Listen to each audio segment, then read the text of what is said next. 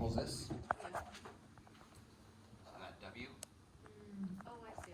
is just being replaced. Okay?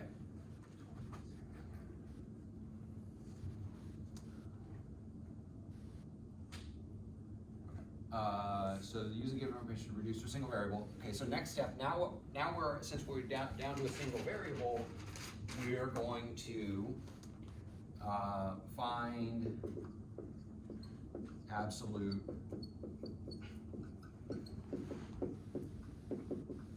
max or min, which means f prime of x equals 0 or does not exist.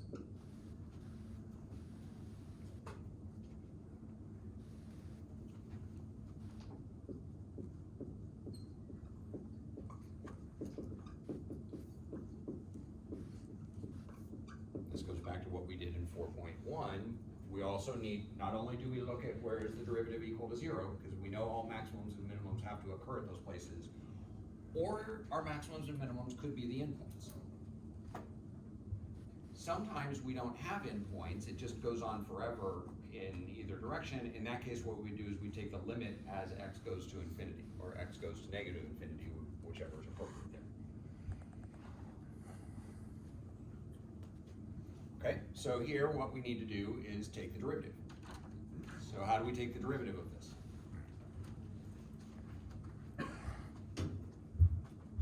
Is it product rule? We could do product rule, but there's a way to do this a little bit easier. We do something before we took the derivative to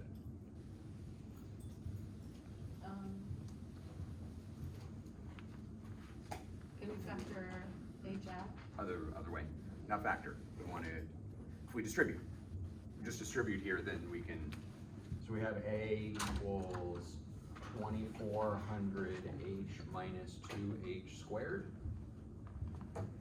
And now we're ready to take the derivative. So a prime equals what? 2400 minus 4h. And what do we do with this?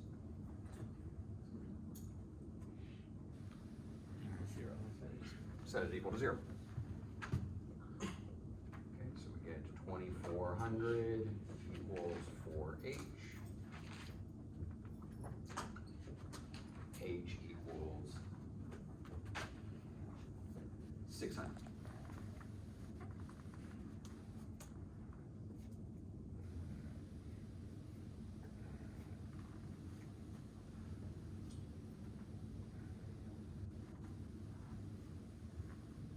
Okay. Any questions about that step? Do we have any places where the derivative doesn't exist? No, so we don't have to worry about that. So this is our only critical point. What about our endpoints?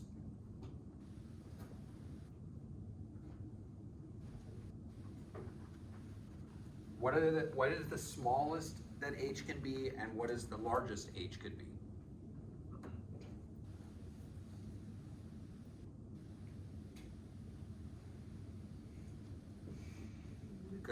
Go ahead. Would it be 0 and 2400? So the smallest h can be is 0. We can't go negative. You can't have negative distances here. So our domain, and this is important that we identify what our domain is. 0 is our smallest. And the largest h is actually not 2400. Because h, the fence has to go out away from the river and then come back to the river. Right? And the other constraint is, so we want to make sure that h is positive, but we also need to make sure that w is positive as well. And what's the largest h can be and still keep w positive?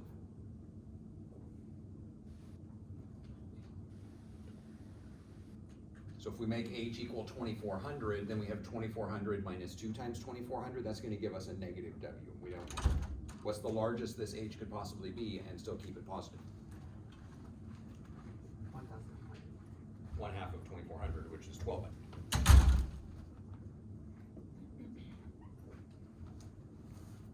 Okay, so in this step, step number 5, we always need to make sure we identify what our domain is. And now we have one critical point, and we have 2 endpoints. One of those has to be the maximum. Okay, so what we're gonna look at now is what is A of 0? What is A of 1200? And what is A of 600? So this is our function for A. What happens if we plug in 0 into this? So 2400 times 0 minus 2 times 0. That's gonna be 0.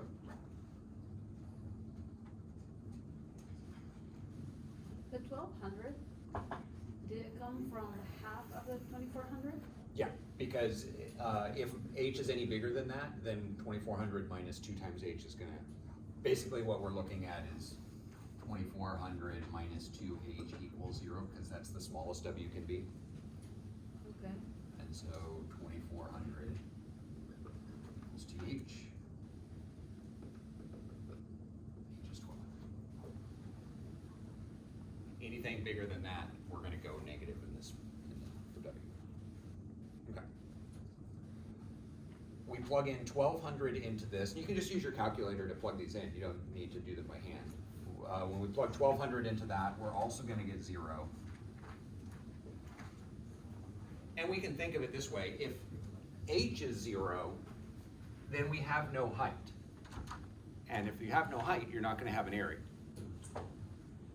Same thing, if w is 0, we have no width. And if we have no width, we have no area as well. Okay? Now, if we plug in 600, which is not gonna give us 0, that one's gonna end up being our maximum.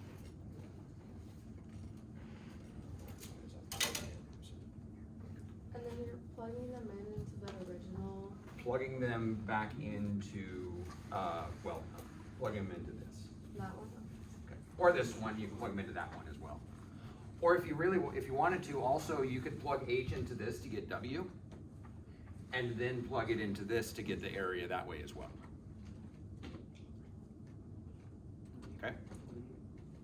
And so, but I'm gonna plug it into this one. So 2400 times 600 minus 2 times 600 squared.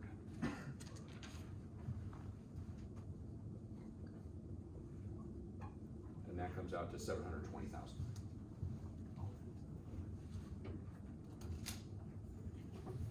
Okay. Now, 4.1 said our maximum has to be included in this list. Which one is the maximum? 7400. Yeah, so this is definitely our maximum. Our absolute minimum, these are our absolute minimums. They have to exist in this list also. But this is our maximum, and that's all we care about. We don't care about minimum area, we only care about maximum. So that's our maximum. And so we get that h is 600 feet. Okay. Now, last thing is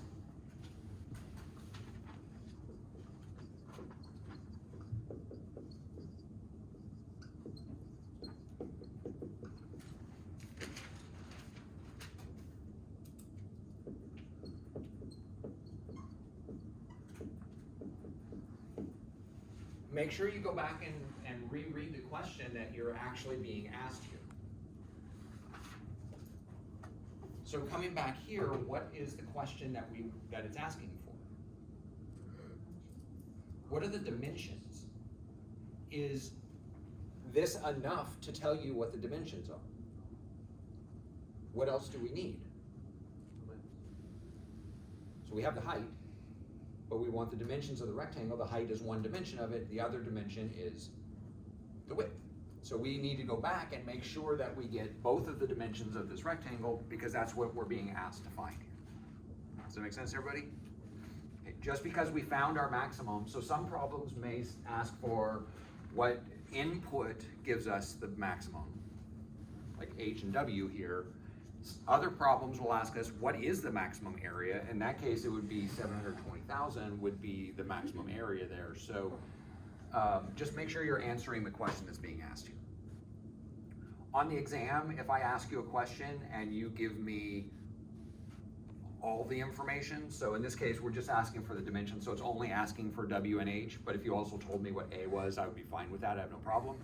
In WebAssign, just make sure that you're filling in the correct amount in each box that is prompting you for. Okay, but here we have to go back, we have to find W. So how do we find W from this? Plug H. Yeah, so we know what H is, we can plug it back in up here, and so we get W equals 2400 minus 2 times 600, which is going to come out to 1200 feet.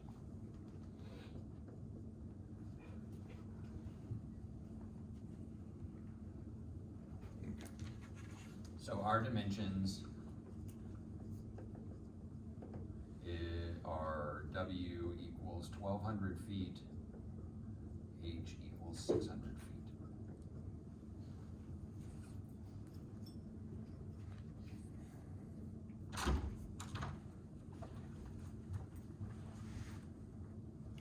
Okay.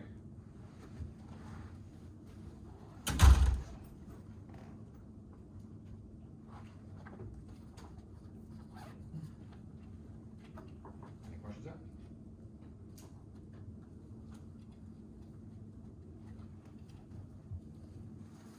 Okay, and these are the steps for optimization.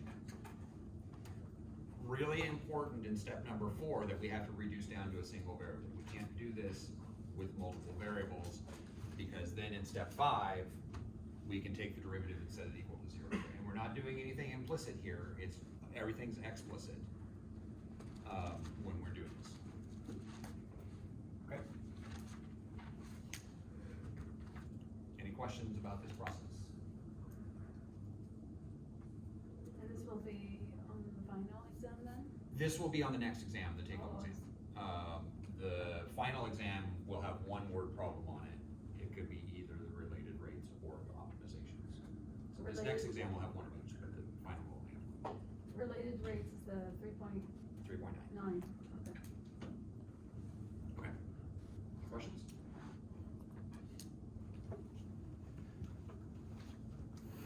Okay. Next exam.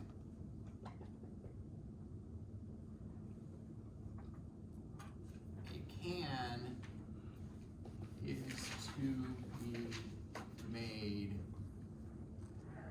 in the shape of a cylinder.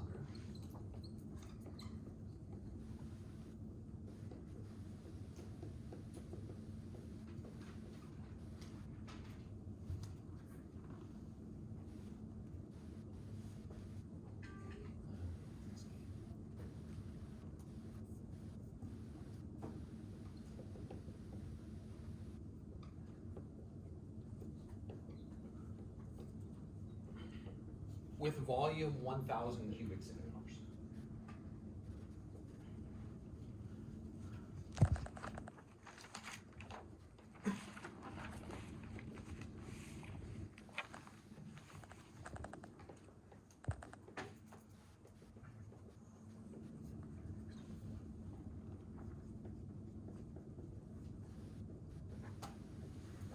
Find the dimensions that minimize surface area.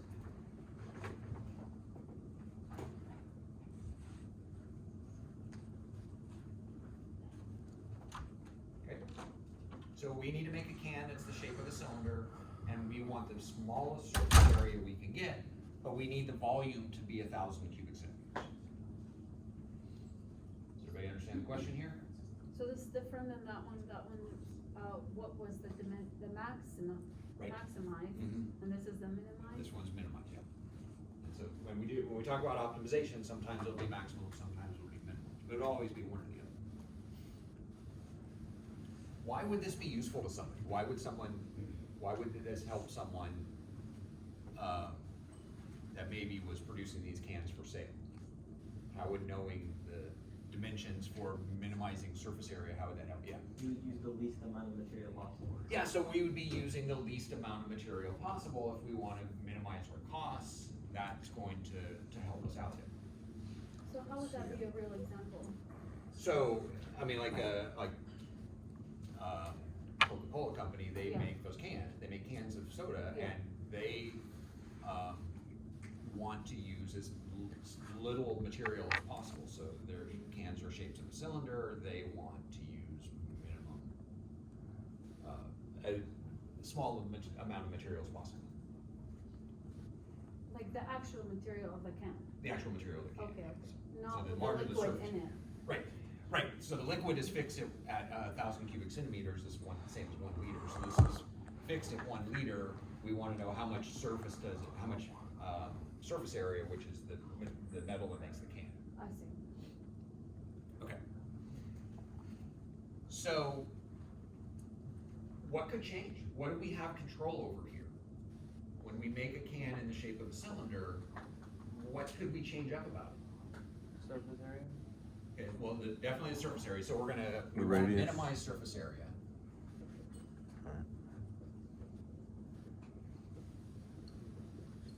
Okay, I'm gonna call that S. That's definitely something that could change. But what else about the dimensions of the can? Radius and height. The radius and the height, so we're gonna have our can, looks like this, we have the radius of the end, and we have the height of the can, we'll call that H. And our goal is to minimize surface area.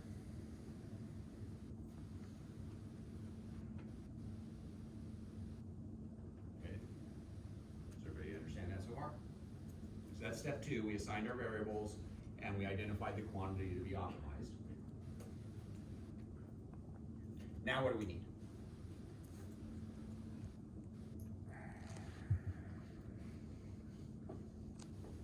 We need the height and the width of it, right? So that's our goal, is to find the height and the radius of there. But what do we need in the next step?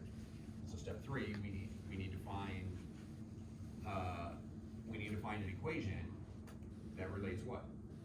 Variables. Surface Yeah, it area. needs to relate our variables. So we need to, S needs to be written in terms of R and H.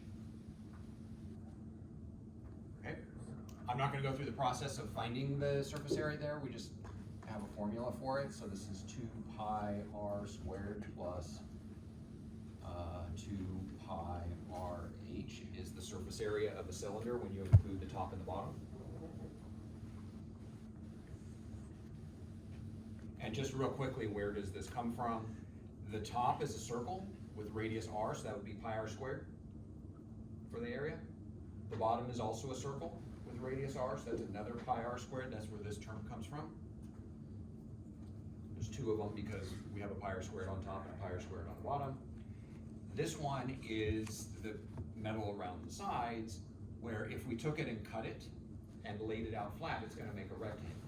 And that rectangle is going to have height H and width of 2 pi R.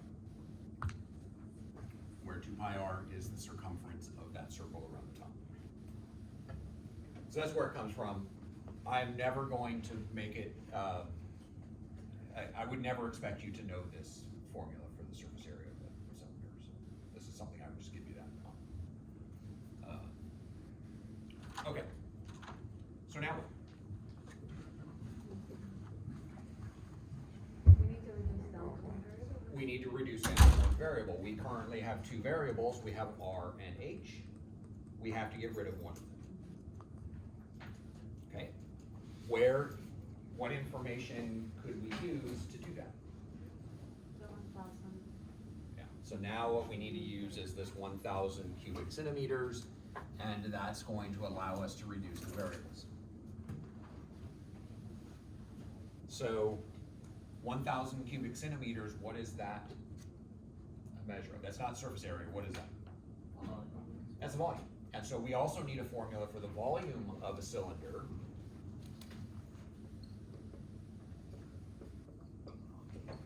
So volume equals pi R squared H. And we know that the volume needs to be 1,000.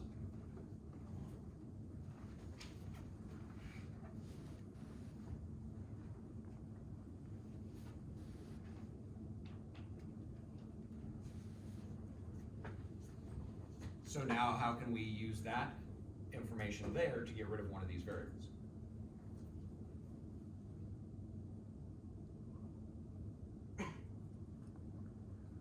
Just get to equal H. Yeah, so just solve for one of the variables. The easier one to solve for here would be h. If we divide by pi r squared on both sides.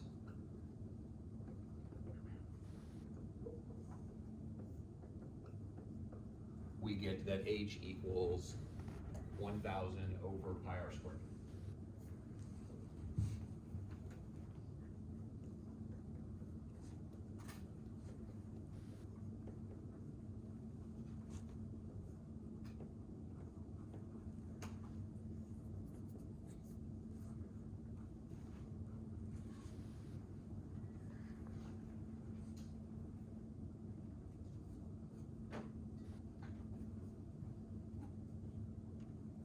Okay.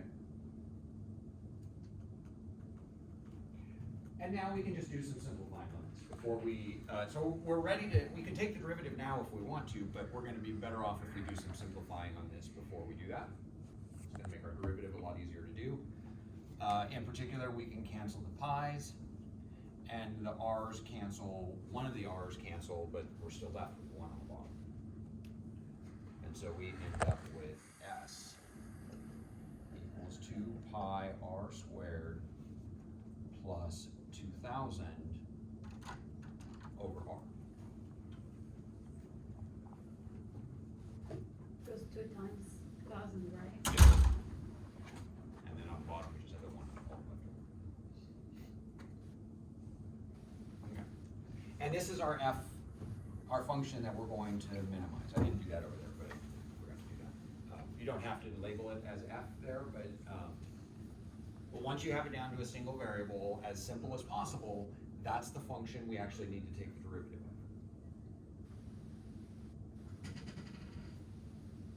of. Okay? So how do we take the derivative of this? That term's easy. How do we take the derivative of this term? Put quotient rule. So one option is the quotient rule, but there's another way to do this.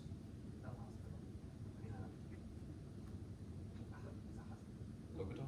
Well, sorry. That's for limits, that's not for derivatives. So it involves the derivative, but it's not actually. We can write this as 2 pi r squared plus 2,000 r to the -1. And then just treat this like the -1 comes down in front and lowers by 1. Just, this is just an x to the n here. You could do the quotient rule. If you did the quotient rule on that, it would work perfectly fine, no problems at all. But we can do it a little bit easier this way. Okay. So S prime is going to be 4 pi r minus 2,000 r to the -2.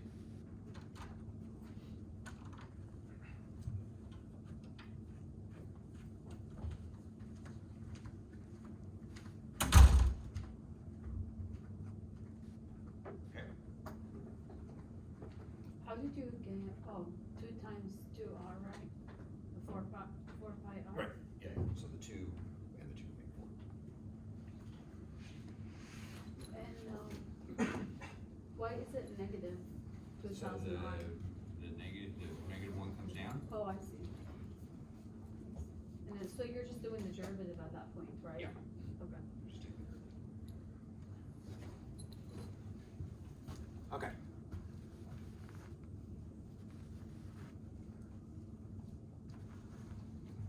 And then this is 4 pi r minus 2,000 over r squared. This form is going to be easier to solve. This form is easier to take the derivative in. We just switch back and forth whenever it's convenient for us. Where are we going back to? why are we going back to this? This can be easier to solve in the next step if we leave it in this form instead of in that form. Okay, Oh, so what do we need to do with this? We took the derivative, what do we do with the derivative? Set it equal to 0. So we're going to be setting this equal to 0 and solving for r.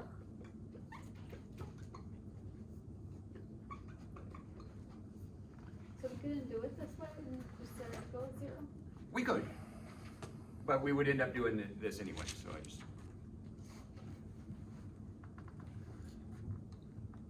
How do we solve this? You're trying to find R. What's that? You're trying to find R. Our goal is to find r, yes.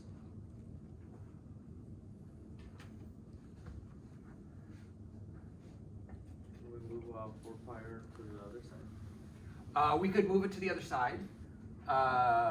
Yeah, we could move the 4 pi r to the other side, or we can, yeah, so we'll go ahead and do that. I'm gonna move this one to the other side just to keep things positive. So 4 pi r equals 2,000 over r squared. Now what? Multiply by r squared. Now we can multiply by r squared on the whole thing, or we could have done that in the first place. It doesn't really matter what order you do things in this case. We're gonna multiply the whole thing by r squared. And so what's our equation gonna be?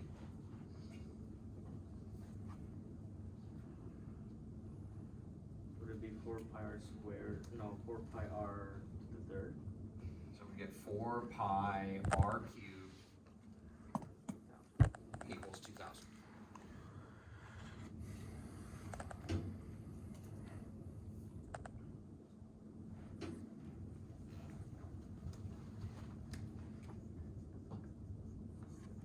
What did we do in the first section right there, the first red, brackets you have?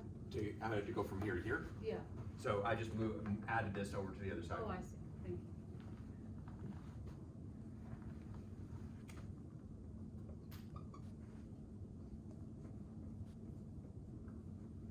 So r cubed equals 500 over pi.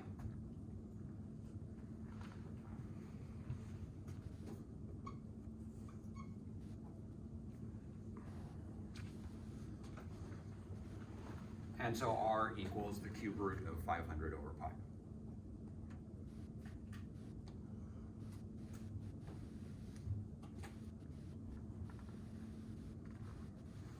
Okay. So the first one, we got rid of the fraction, right? When we're multiplying it by, okay. R squared. And r squared became r cubed. Yeah, so the r became r cubed when we multiplied by the r squared. And our goal is to do everything we can to get the r's by themselves. So we divide by 4 pi, that leaves r cubed, and then take the cube root of both sides. Okay. So that's our only critical point.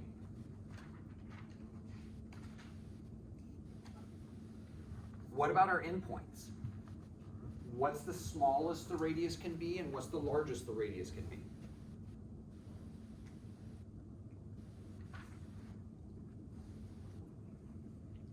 So if we have a cylinder like this, what's the smallest we can make that radius?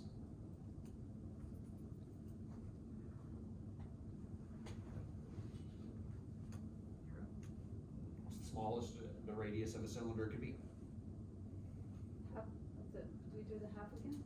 So we could make a cylinder this big around, but we could make this radius smaller, we could make it smaller, we could make it smaller, we could make it smaller. What's the smallest, what's the limiting factor 0. there? The smallest we can make it is 0. Now we can't actually go to 0 because if we have 0 radius there, then we're not gonna have any volume. And our volume has to be 1,000. So our domain here,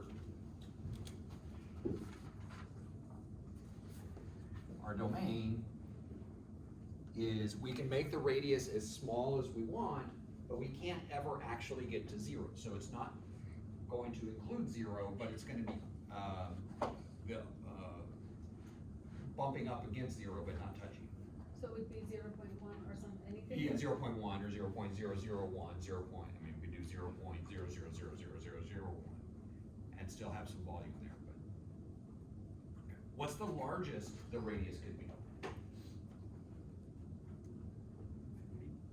there's no limit to how big we can make it, right? We could make this giant 1,000-kilometer circle, but just put them so close together, top and bottom, that we're going to end up with, still have that limiting factor, or that volume, but if we made this enormous, but just razor thin, almost touching each other. Does everybody see that as a possibility? That's kind of the other extreme, which means we have a limiting factor on the other end of infinity. So the other one you had brackets, now you're not including the zero. In and the this, infinity. yeah, we're not including the 0 and infinity because we can't actually make the radius 0, because then it would just be like a wire. So it's an open circle method. Yeah, because it wouldn't have any volume in that case. Has to have some radius, but there's no limit to how small that radius could actually be. Same thing for the upper end, there's no limit to how big we can make this. Okay, so we have one critical point, and in this case, we technically don't have endpoints because they're open instead of closed. So what we're gonna have to do for those is we're gonna have to take the limit as r goes to 0 of s of r, and the limit as r goes to infinity of s of r. Okay, and this is not an uncommon thing to have happen if our domain does not include the endpoints. We need to, instead of plugging in endpoints, we now take the limit of the endpoints. Sometimes we can do this. Sometimes we'll actually want to evaluate the limit, like in this case. Other times we'll just look at it and say, oh yeah, those endpoints clearly are not going to give us the result we're looking for, and we can just eliminate them by analyzing the problem. And this one will actually evaluate the limits then. Okay, so we're taking the limit as r goes to 0 of 4 pi r squared. So it would be s prime, why not just an s? Because for the other ones, we did just the a, not the a prime.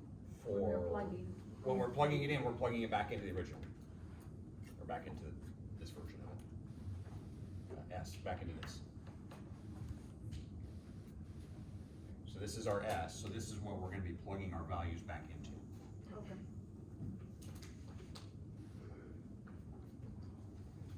So this is going to be 2 pi r squared plus 1,000 over r. And we're going to take the limit as r goes to infinity of 2 pi r squared.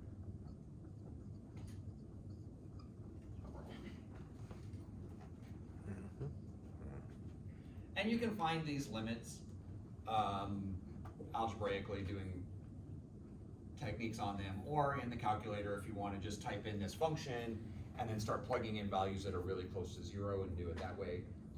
In 99.9% of the problems that you do on these, your answer actually ends up being the critical point. But it's not guaranteed that it's going to be that way. But so you always want to check them, but you don't need to put too much effort into checking those. We don't need to be that precise on these. But we just need to eliminate them as possibilities. Okay, so if we're plugging in 0, there's no problem here. That's just going to be 0 for this term. But what happens here if we try to plug in 0? We're dividing by 0, and we can't divide by 0, so we can't plug it in. But what we have is a non-zero number over 0. This is not a 0 over 0 case, which could evaluate to something. It's a non-zero over 0, which is always infinity.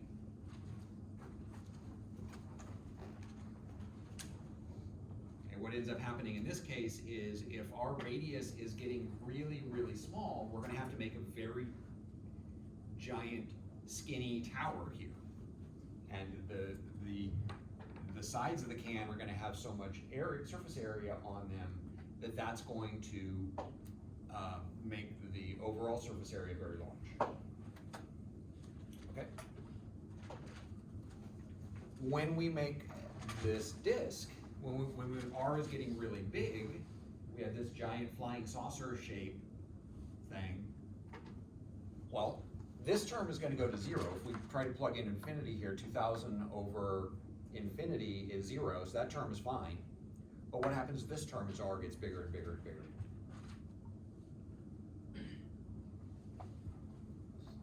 If R is a really big number, what is 2 pi R squared gonna be? That's gonna be a really big number, so this is gonna go off to infinity as well. We always wanna check our endpoints on each of these problems. Is there a short way we can tell, like without doing this then? Yeah, so let me show you on the calculator how, we can do all this on the calculator, there's no problem with that, so, let's see.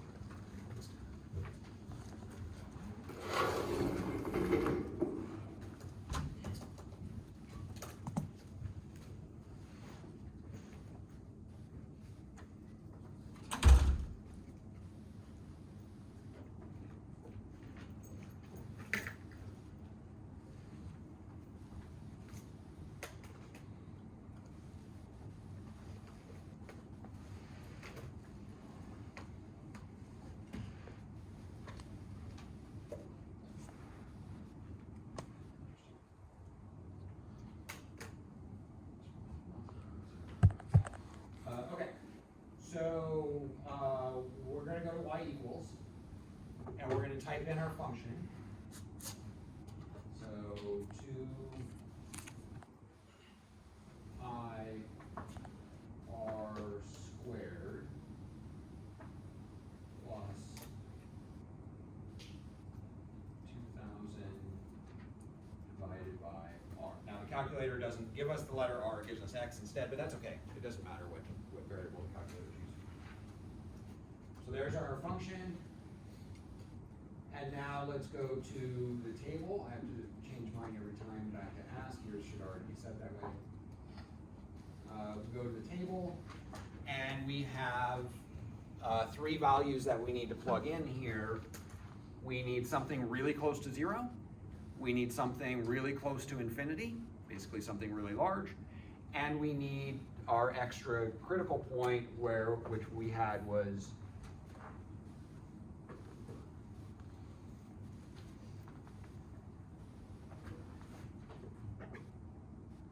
R was cube root of 500 over pi. Okay. Is R just a variable? And R is our variable, yeah. So we're using the x on there instead of R, and we need R going to 0 and R going to infinity. Okay. So I'm going to do the critical point first. So the critical point, we can do cube root. Cube root on the calculator is in the math menu. You go to the math menu, number 4 here is cube root.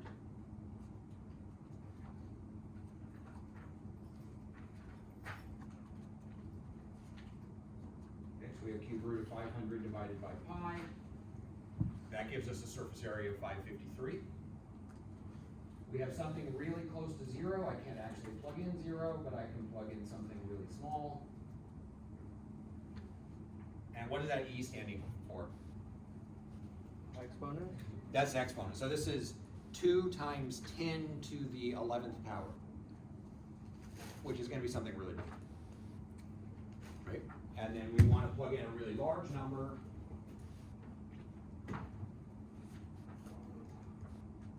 And here we're going to get 6.3 times 10 to the 12th.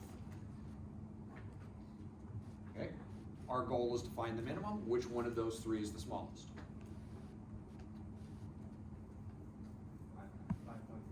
The 553.58, which is this 5.419. So this tells us that, so this comes out to, in this case, S is 553.58, and these S is going off to infinity in both of those cases, because those are giving us really, really, really large numbers. And where did we get the first one? The 3? That's what we got from our critical point.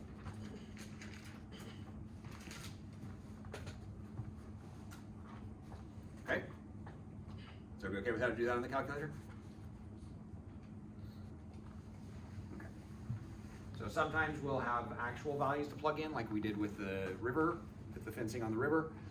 Sometimes we'll have to take limits where we just plug in something that's really, really close to it. And but almost always, the actual answer that we get is going to end up being one of our critical points. Sometimes we'll get more than one critical point. We'll have to test them all to see which one gives us our maximum. Okay. So we have that.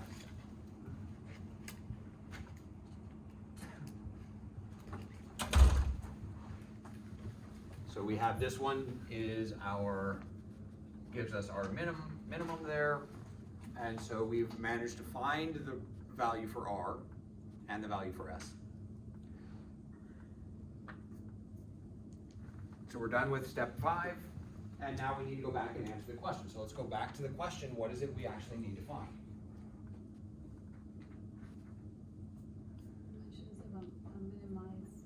We need to find the dimensions. We found R, what else do we need?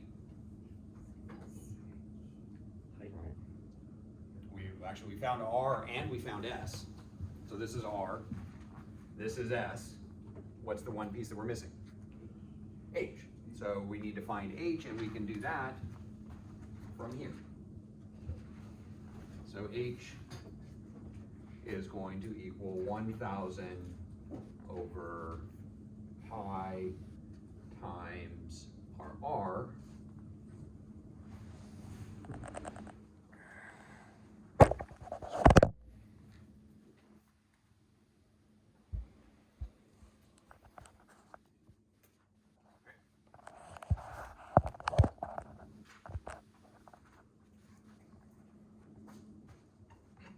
What are our units here?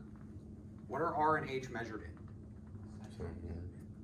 Okay, so the volume, the only thing that we had here to tell us was that the volume was 1,000 cubic centimeters, which means R and H are going to be measured in, so their measures of length, which is just centimeters in this case. So these are going to be centimeters.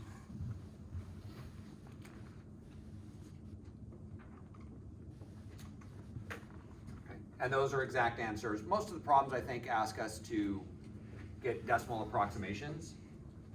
We already know that this was 5.413.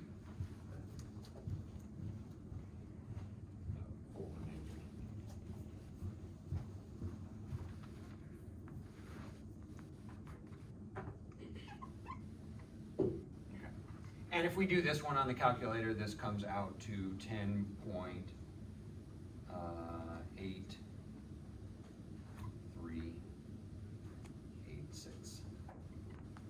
centimeters.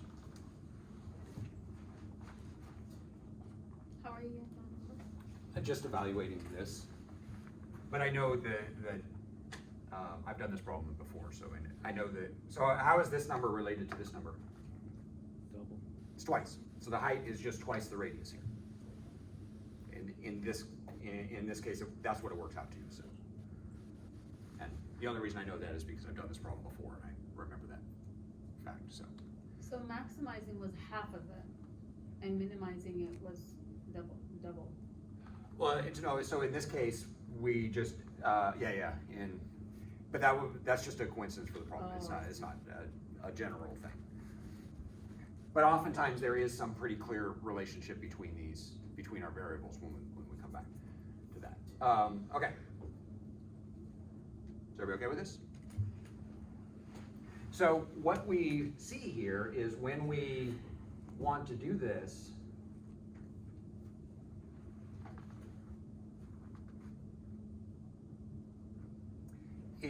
so the height is going to be 10.8 centimeters, the radius is gonna be 5.4, which means the diameter is also 10.8 centimeters. Okay, so this can is as wide as it is tall. Is that how soda cans are made? No, soda cans are taller than they are wide, right? Why would they not use this formula to minimize the surface area? Why wouldn't they make the can this shape? Why do they make soda cans taller and skinnier? Because of the carbonation. It could be something to do with the carbonation, but anybody else have any other ideas? Supply, What's that? like to minimize like the amount that they use. So this shape would minimize the amount, but that's not what they use. That's not what they actually do. So they're doing it in an inefficient way. What would cause them, the soda companies, to do it in? Fits your hand perfectly. Yeah, it doesn't. This shape wouldn't fit your hand very well. If you go to, I don't know if they still do this, but if you go to, I know that when I first got a car, you go to auto shops or auto stores, and the really, really low-end cheap oil comes in these little cardboard things that are this shape. Because they don't care what the shape of the can is. If our goal is to get this oil as to the customer as cheap as possible, then they're going to do something like that. But soda cans are not shaped like this, because this would be something that's harder to hold on to, especially for their target audience, which is kids that have smaller hands. Does that make sense, everybody? Okay. Also, there's another issue with the soda cans is if you take the soda can apart, the sides of the can are extremely thin and sharp, right? But what about the top of the can? Thicker. That's thicker and more sturdy, and so maybe what they want to do is they want to make it taller and skinnier because the top of the can is more expensive for them to make than the side of the can. So we can, so there's other factors that go into this. So we have to, when you're using this for whatever application you are, you have to take in those other factors as well. You don't want to just blindly accept, oh yeah, let's make all of our soda cans this dimensions and that will be the best option. That's not necessarily the case, but this does give us a starting point that if our goal is to minimize it, this is what we would do.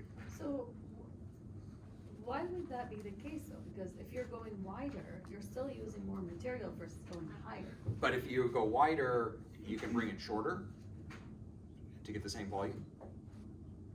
And Right. so you use less material around the side. You use a little bit more on the top and bottom, but less around the sides. Right. And there's a sweet spot where it hits exactly the, where it hits as, that there's a, I mean, it hits a maximum at a certain point. And this is exactly the dimensions that would give us hits the minimum surface area. So either way, I feel like it would be it would cost the same thing. If you deviate from this, if you pull it wider, then the circle on the top gets bigger, and that's gonna make your overall surface area bigger. Right. If you squeeze it down this way, if you make it skinnier, then you have to make it taller, and that's gonna make more around the sides. This dimension is the smallest it could possibly be. Okay? All right, just like the rectangle that we did, there was one specific dimension that would give us the best overall area. Okay. Any questions about this process? So we label our variables, come up with an equation, eliminate a variable because we had too many, take the derivative, set it equal to 0, and then we check our endpoints of our domain, or the critical points that we got and the endpoints of the domain. Okay. Yeah. Will you please label really quick, 1, 2, 3? Okay, so step 1 is read the problem. Step 2, we assign our variables, probably draw a picture. Step 3, we eliminate a variable.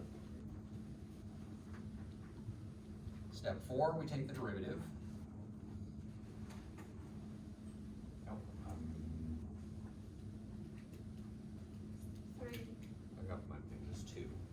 was, oh, 3 was this equation. Yeah. Sorry, that was 3.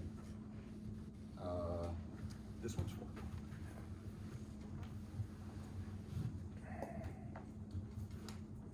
Four. Take the derivative, set it equal to 0. That was that. This is also part of 5. This is also part of 5. And then state the conclusion here. That's 6.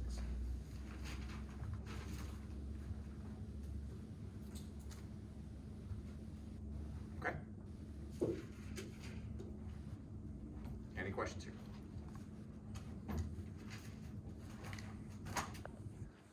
Okay, so let's go ahead and take a 10-minute break. We'll do a 12-minute break. We'll come back at 10:50, and then we'll do a couple more examples of this before we leave for today.